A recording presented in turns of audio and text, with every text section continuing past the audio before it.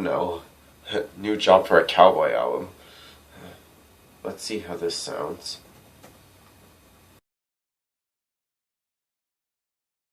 That was a doozy. Hey everyone, Richard here, Metal Fan, bring you guys a new album review, and today we're going to be looking into the Metal Records release by the band Job for a Cowboy, entitled Sun Eater. Now, this is the band's fourth full-length studio album from this band. This is Metal Records release, like I said.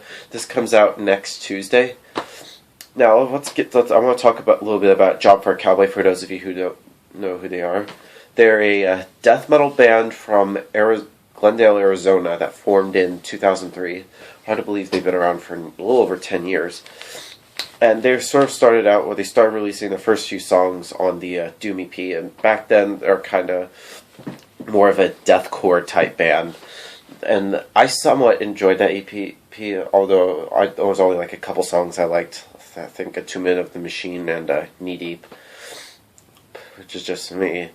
But I still find that EP somewhat enjoyable. But that since Genesis, their first full length, they kind of ditched the whole deathcore sound. And they went full on straight up death metal, and they continued on with this throughout their career. And then with the last album, Demonocracy, which came out in 2012, they sort of went with the death metal, but had more of a technical progressive elements into their sound. And they still continued on with their new album, Sun Eater, which we're going to be reviewing right now.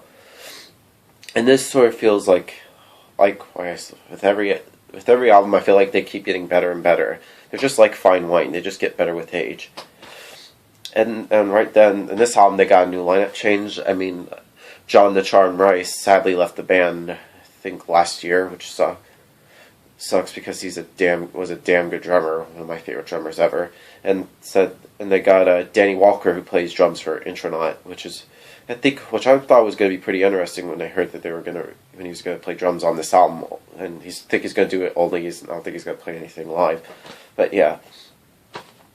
But like I said, unlike Democracy, I feel like Sun Eater, Job for a Cowboy kind of continue on with the technical progressive death metal style. Sorry. Anyway, does this album top Demonocracy? In my honest opinion, yes. I feel like this album is just downright crushing, and it feels like it just shredded my face. Seriously. I mean, like I said before, I heard a lot of people say this, I feel like Job for a Cowboy just gets better with its age. I mean, I'd just like to talk about the production is just solid. It's just very clear, just like everything is where it needs to be. The vocals from Johnny Davi, it feels like his vocals have improved a lot. Like his screams, like when he does the low growls and high screams, it just sounds really awesome. And the guitars, just wow, the riffs on this album just sound really fucking awesome. Really love the guitar playing from Al Glassman and Tony, forgot his name, and the bass playing from Nick Sklundros, if that's how you say his name. And he also plays bass for Cephalic Carnage. I feel like you could tell that the bass is turned up a lot on this album, which is pretty good, I have to say. But yeah, let's talk about this album. Now, the album opens up with Eating the Visions of God, which is just a really great way to start off this album. It's a great opener. It's just a very monstrous. It starts off with a very clean guitar riff, and then it just gets really crushing. With just some really charging drumming. I really love that song. It's a perfect way. And that sort of has a really good outro, which then it leads into the Sons of Nihility, which is the album's first single and pretty much the song that pretty much got my attention. I feel like this is the most darkest and catchiest song. It feels like it has a little bit of a doom elements in there. And it has some really good tempo changes, and it's just a downright crushing song. I really love that song. One of my favorite songs off this album. Then we get to The Stone Cross, which is just some really good vocal work from Johnny Davi. I feel like love that song, one of his best performances vocal-wise on this album. Really love that. Then we get to next song on the album is called The Synthetic Sea. Really enjoyed that song a lot. It's a really good song. Then we get to A Global Shift. I really love that song a lot. One of my favorite songs. It's just some really good lyrics. It's just a really good song. I really love that a lot. And then we get to the Celestial Antidote, which is just a very atmospheric type song. It's just very brooding, and I really love that song a lot. One of my favorite songs off this album.